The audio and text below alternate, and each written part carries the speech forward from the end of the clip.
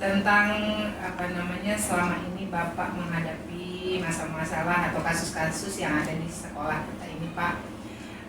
Pertama ini saya mau bertanya, selama ini bagaimana Bapak dapat mengidentifikasi kasus-kasus yang merupakan dilema etika atau bujukan moral? Ya, kita mengidentifikasi masalah itu kan selain masalah itu kita dapatkan dari lapangan, dari kita pengamatan kita, dan juga kan ada tim manajemen yang memang juga memberikan informasi-informasi pada kita. Setelah itu kita klasifikasi sesuai dengan masalah-masalah yang ada, penyelesaian masalahnya baik di bidang-bidang yang memang bertanggung jawab terhadap masalah itu, misalnya kesiswaan, masalah kurikulum, masalah sarana, masalah kehumasan. Selain itu, nah, kalau masalah dilema etika, kebujukan moral itu kita berkolaborasi karena ini tidak hanya di satu bidang saja. Dilema etika yang banyak hal. Dia selain juga melibatkan BK, melibatkan kesiswaan, mungkin juga wali kelas untuk mengatasi masalah-masalah. Oh iya begitu ya Pak. Untuk selama ini bagaimana Bapak menjalankan pengambilan keputusan di sekolah, terutama untuk kasus-kasus di mana ada dua kepentingan yang sama-sama benar atau sama-sama mengandung nilai kebajikan? Masalah yang timbul seringkali memang dari masing-masing hal atau mungkin dari pembawa masalah ini kadang-kadang merasa bahwa masing-masing kan punya benar, merasa benar. Dan ada sekali waktu memang kita nilai betul dan memang ada nilai-nilai kebaikan yang ada di dalamnya. Pengambilan keputusan biasanya saya melibatkan tim manajemen, wakil, koordinasi. Jadi bukan hanya saya mengambil sikap sendiri, tapi saya minta masukan dari teman-teman di manajemen. Jadi keputusan itu merupakan keputusan sekolah, bukan keputusan saya sebagai kepala sekolah. Karena sudut pandang masing-masing wakil terhadap masalah yang ada, termasuk kompleksitas masalah yang ada, dan kalau memang perlu saya minta informasi dari kawan guru yang lain yang memang mengetahui masalah-masalah yang terjadi. Tim manajemen yang pastinya Pak ya, yang punya andil juga ya Pak. Selanjutnya langkah-langkah atau prosedur seperti apa yang bisa Bapak lakukan selama ini? Kalau masalah timbul, biasanya kita kenali dulu masalahnya. Masalahnya di mana, seperti apa. Setelah itu kita lari. Kalau masalah itu bisa diselesaikan di satu bidang, misalnya masalah kesiswaan, kita cukup selesai dengan kesiswaan, ya kita dengan kesiswaan saja. Tapi kalau memang kompleks, harus melibatkan wali kelas, melibatkan BK. Kalau melibatkan lagi orang tua kan berarti kita harus sertakan juga humasnya. Jadi kita bersinergi sesuai dengan kebutuhan. Tapi kan masalah ini biasanya penyelesaiannya kan berjenjang ya. Dari bawah. Jadi baru kita sampai ke saya. Ini ke saya tidak mengambil sikap sendiri, biasanya kami rapat manajemen. Selanjutnya Pak, hal-hal apa saja yang Bapak anggap efektif dalam pengambilan keputusan pada kasus dilema etika? Yang efektif itu tadi, saya selalu melibatkan tim manajemen. Artinya kalau kita melibatkan tim manajemen, itu keputusan bukan keputusan kepala sekolah, tapi ini adalah keputusan sekolah yang kepentingan sekolah ya kan? Sehingga dampak yang muncul yang terjadi setelah kita tangani itu lebih sedikit. Karena yang bisa menjawab masalah ini kan sesuai bidang-bidang dan semua merasa bahwa tahu masalahnya. Jadi tidak ada yang merasa seuzon gitu. Iya betul. Selanjutnya hal-hal apa saja yang selama ini merupakan tantangan dalam pengambilan keputusan, Pak? Apalagi kasus dilema etika ini, Pak. Ya, pengambilan keputusan itu Tantangannya kadang apa ya? tidak memuaskan semua pihak. Itu yang pada akhirnya kan kita harus mencari Solusi yang terbaik. solusi yang terbaik yang dampaknya sedikit. Iya. Jadi bagaimana kita menganalisa, ya kesulitan kita adalah bagaimana kita menganalisa masalah itu kita selesaikan dengan baik, tidak menimbulkan efek, tidak menimbulkan dampak yang banyak, Iya. gitu. yang sekecil-kecilnya dampak itu. Iya. Karena ya namanya keputusan, apalagi kebijakan itu kan tidak bisa memuaskan semua Iya, pasti semua ada orang. yang Ada yang iya. ini. Iya, Pak, betul. Terus selanjutnya, Pak, apakah Bapak memiliki sebuah takalah atau jadwal tertentu dalam sebuah penyelesaian kasus dilema etika? Apakah Bapak langsung menyelesaikan di tempat atau memiliki sebuah jadwal atau untuk menyelesaikannya, bentuk atau prosedur seperti apa yang Bapak lakukan? Kalau jadwal sebenarnya kita kan punya jadwal rutin ya, untuk misalnya briefing di manajemen. Iya. Sekali waktu kan kita rapat dewan guru. Dewan guru, ya. Itu kan itu yang terjadwal. Tetapi manakala ada situasional tertentu Yang yang kita terduga. harus bergerak cepat, Iya. ya kita juga harus ngambil langkah. Oh. Itu yang kita harus ambil langkah. Tapi biasanya kan kita langkah-langkah yang kita ambil itu ya kita dari tunggu juga masukan dari berbagai pihak, dari teman-teman, mungkin dari masalah-masalah yang bisa memahami, baru setelah itu kita putuskan di rapat manajemen. Selanjutnya, Pak, ada dua lagi. Adakah seseorang atau faktor-faktor yang selama ini mempermudah atau membantu Bapak dalam pengambilan keputusan? Dalam pengambilan keputusan ini, karena ini keputusan ini kan kalau saya bukan keputusan kepala sekolah, tapi keputusan lembaga.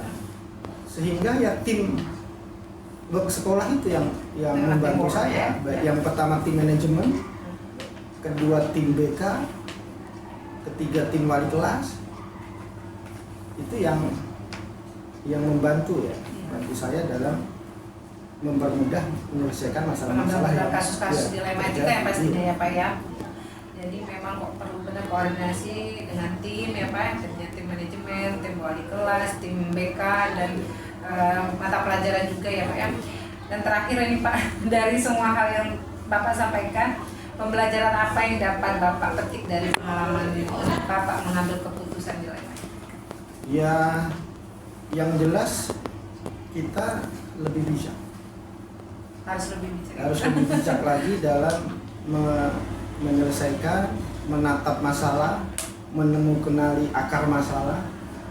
Karena kadang-kadang yang nampak di permukaan itu kan tidak sesuai kedalamannya. Betul. Sehingga kita harus belajar lebih arif, lebih bijaksana, lalu lebih menelaah. Jadi tidak buru-buru mengambil keputusan. Dipikirkan dulu ya, Pak, dampak-dampaknya. Terima kasih banyak Bapak atas waktunya. Ini pembelajaran khususnya buat saya pastinya untuk di CGP jika nanti diamanahkan seperti Bapak itu banyak benar pembelajaran yang saya dapatkan hari ini. Jujur ini walaupun wawancara saya rekam sekali. Ya, terima kasih banyak Bapak. Saya Rima, assalamualaikum warahmatullahi wabarakatuh. Maaf ini Bapak mengganggu tugasnya hari ini, minta waktunya untuk bisa sharing tentang permasalahan yang ada di sekolah Bapak, sekolah SMP 5 ya Pak ya, SMP 5 Bramangku.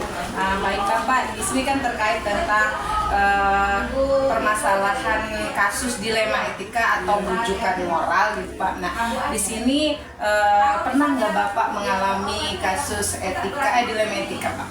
Pernah. Jadi ada suatu 4 tahun yang lewat itu ada kejadian kita dilema etika. Artinya ada anak kita yang mengalami masalah di bidang apa ya, ekonomi terutama untuk ongkos sekolah. Oh iya. Nah, jadi ada beberapa anak kita, Ibu, bahwasanya jangankan dia untuk dia jajan, untuk ongkos sekolah saja dia. Jadi artinya itu dilema bagi kami karena kita selaku pendidik yang saya tahu kita wajib sekolah. Jadi gimana juga caranya saya bisa tahun-tahun itu bukan mengumpulkan dana, tapi seikhlasnya kami untuk membantu anak-anak yang notabene nggak bisa sekolah. Dan alhamdulillah itu sudah berjalan bukan hanya sebulan, 2 tahun, sudah bertahun-tahun dilaksanakan. Sampai saat ini alhamdulillah sudah banyak juga yang udah lulus, tapi kadang-kadang ketika dia di sekolah menengah tidak terkapal lagi. Seperti di SMK atau SMA. Karena ya mungkin cara pandang gurunya mungkin agak berbeda dengan di SMP. Jadi alhamdulillah kalau SMP kita bisa dicek datanya ada sekitar 15 sampai 20 orang yang memang kita bantu anak-anak kita di sekolah. Itu dilema kita.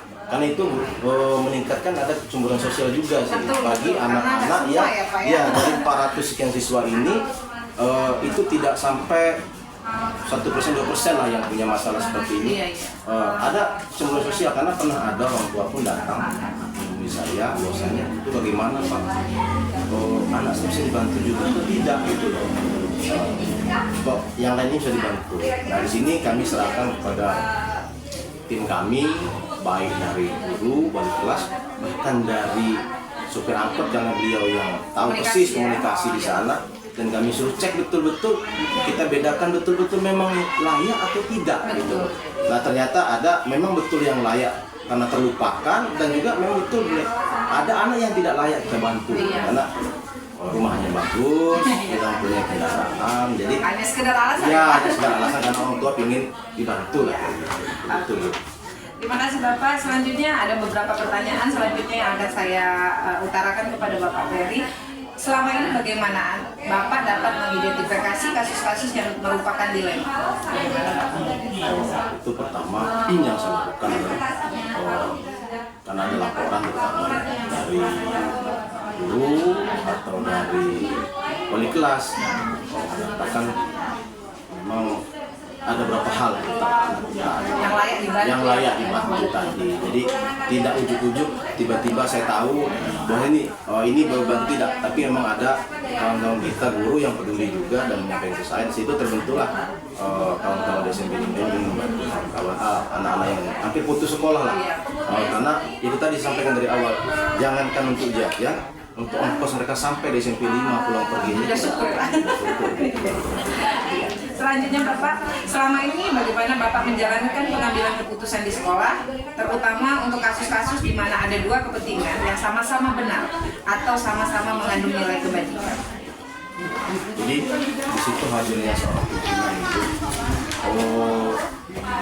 untuk mengambil keputusan memang tidak mudah, karena tidak mungkin yang dikatakan itu bisa B, bisa B. Jadi artinya disitulah hadir seorang pimpinan untuk ambil kebijakan. Karena bagi saya sampaikan sering dengan kawan-kawan, saya bukan pengadilan. Kalau pengadilan rujukan jelas, kamu salah, kamu benar. Kalau di sekolah tidak seperti itu, baik dengan anak-anak, baik dengan guru. Ketika dia ada salah pasti ada yang benar. Tapi dua-duanya harus benar, harus salah. Jadi kalau seperti itu, insya Allah tidak ada yang kecewa gitu. Karena nggak mudah kami kebijakan itu, apalagi kita pendidik baik di anak-anak maupun di guru, karena kita punya hubungan masing-masing. Contoh kayak Bapak Ibu dan guru, ketika ada kelas 1 dan kelas 2 itu tidak bisa saya antara dewan guru ya Pak? Ya, ini antara dewan guru, kamu seperti ini, begini aja seperti itu. Saya ajak ngobrol gitu, gimana sih, ada apa. Jadi hadirnya pimpinan di situ yang ngasih wejangan lah, arahan penengah jangan sampai ya kelas, karena ya guru ini satu komponen dengan saya, jadi nggak bisa saya pilih-pilih ini salah itu, walaupun saya mungkin tahu ini ada salah, ini ada benar, tapi tidak bisa seperti itu. Kolaborasi ya, dan anak-anak pun sama gitu.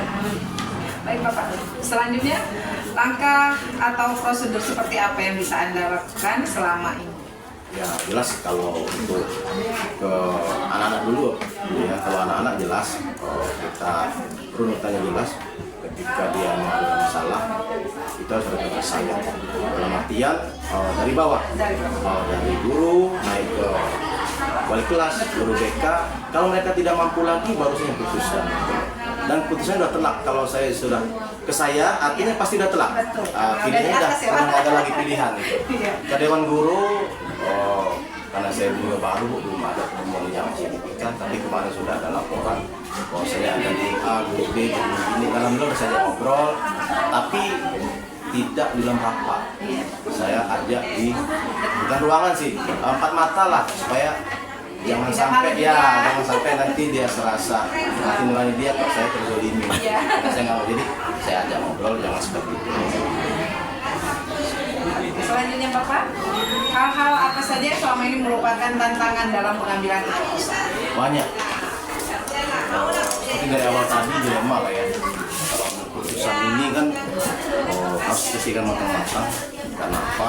Karena ada imbasnya nanti ke depan. Imbasnya banyak. Sosial ada, kultur sosialnya pun ada. Jadi apa ya? Sangat berat sebenarnya kalau kita mengambil keputusan ini. Tapi mau tak mau harus kita lakukan, Karena seorang pemimpin. Nah, tidak bisa, kan harus ambil keputusan itu gitu. Selanjutnya Bapak, apakah Bapak memiliki sebuah tata kala atau jadwal tertentu dalam sebuah penyelesaian kasus dilematika? Apakah Bapak langsung menyelesaikan di tempat atau memiliki sebuah jadwal tertentu dengan prosedur seperti apa? Ya, jadi kalau untuk menyelesaikan pribadi kita punya cara ya, kita trik secara artinya ada urutannya, baik di tingkat guru ataupun yang siswa kita memang sudah atur dan kita evaluasi bersama ke depannya. Contoh kayak kita di sekolah ini kita mau beberapa ibu dan guru, kalau ditanya dilema kan banyak sekali. Jadi setiap 1 bulan sekali kalau untuk kami di SMP 5 ini selalu briefing, bukan briefing apa ya, briefing KBM, briefing bulanan lah, apa sih yang kira-kira perlu kesah Bapak Ibu Dewan Guru selama ini sharing gitu. Jadi sampaikan, jadi kami tidak menumpuk sampai nunggu 3 bulan, setengah tahun, atau tidak. Jadi setiap bulan itu selalu ada kegiatan kami. Lepas bisa kumpul semua atau tidak, paling tidak separuh lebih. Nah, artinya itu cara kami menyelesaikan. Yang untuk siswa kami jelas gitu. Kalau memang dia sudah waktunya gitu, memang kita harus cepat segera selesai. Karena jangan sampai menunggu berlarut, ya seperti itu jadi dilema lagi ketika anak itu sudah dipanggil, orang tuanya nggak tahu. Banyak nggak tahu begini. Ternyata surat itu kita berikan berulang-ulang 2 kali, orang tua pun nggak tahu. Banyak kejadian seperti itu. Contoh kemarin pun ada kejadian. Artinya dilema juga betul. Jadi makanya setiap dia ada masalah pasti akan selalu tanyakan dengan Bapak Ibu. Saya selalu hadir gitu. Walaupun saya bukan nanya tapi hadir melihat ini ada masalah apa. Jadi ketika dia mengetahui lah. Paling tidak saya mengetahui. Jangan sampai ada pihak luar nanya ke saya. Nggak tahu. Ada 2 lagi nih Pak, pertanyaannya selanjutnya, adakah seseorang atau faktor-faktor apa yang selama ini membantu Bapak dalam mengambil keputusan? Banyak. Pertama, saya punya kurikulum, saya punya kawan tim yang beri masukan. Karena tidak semua yang saya ambil keputusan ini berdasarkan pemikiran saya sendiri. Saya punya tim, artinya menurut saya, artinya menyampaikan ke saya dan selalu saya minta pendapat. Dan tidak untuk saya tiba-tiba langsung, ini harus seperti ini, enggak. Selalu saya sampaikan dan kami perlukan di rapat. Gimana sih? Dan itu dituliskan bersama. Artinya Bapak memang untuk kerja kolaborasi antara tim itu memang berjalan ya Pak ya. Jadi tidak mengambil keputusan itu dengan sendiri ya Pak. Nah, terakhir Bapak, dari semua hal yang telah disampaikan, pembelajaran apa yang Bapak dapat petik dari pengalaman Bapak mengambil keputusan? Ya, pertama pengalaman itu jadi seorang pemimpin ini harus banyak sabar. Sabar dalam artian bukan santai tapi bersabar menghadapi semua bermacam-macam masalah yang ada, dari siswa, dari dewan guru, dari PU. Itulah pemimpin harus bagaimana mengayomi kawan-kawan semua, karena banyak sekali permintaan dari siswa, dari guru, dari PU yang tercover sama oleh pikiran termasuk saya. Artinya disitulah kita ngobrol dengan kawan-kawan mana sih kedepannya semua ini. Jadi ada feedback juga untuk mereka, tapi kita artinya kalau kita sering ngobrol, kita curhat ya, aja ngobrol, terus kita membaur di kawan-kawan, tidak merasa oh saya ini pimpinan, saya punya ruangan sendiri, saya tidak pernah bisa, kalau nggak perlu nggak masuk ruangan saya, tidak, kalau sifat saya tidak seperti itu. Jadi saya membaur kawan-kawan, apa sih gitu kira-kira, keluh kesahnya apa sih gitu. Biar tahu, jadi selaku pimpinan saya paham, bahkan pernah ada yang mau nangis itu karena untuk ongkos anak aja nggak ada, ini guru kamar. Kalau saya nggak tanya nangisnya kenapa, sih nggak tahu. Kalau saya duduk di ruangan atau saya tidak perhatikan, jadi itu mungkin pengalaman lah di SMP 5 ini, karena saya juga baru lah jadi tantangannya itu belum banyak. Kalau bagi saya masih aman-aman saja lah untuk saat ini seperti itu. Oh, begitu, terima kasih Bapak atas waktunya. Karena saya di sini banyak belajar juga, artinya pada saat tugas saya sebagai CGP gitu memberikan pertanyaan-pertanyaan kepada seorang pemimpin, artinya membuat pembelajaran untuk saya sendiri untuk kedepannya. Jika memang diamanahkan seperti Bapak, pastinya banyak sekali pembelajaran dan pengalaman yang saya dapatkan dari Pak Peri hari ini, luar biasa. Mudah-mudahan nanti bisa lebih sukses lagi, lebih amanah lagi, lebih berjalan dengan lancar apa yang sudah direncanakan. Terima kasih Bapak. Saya Wassalamualaikum.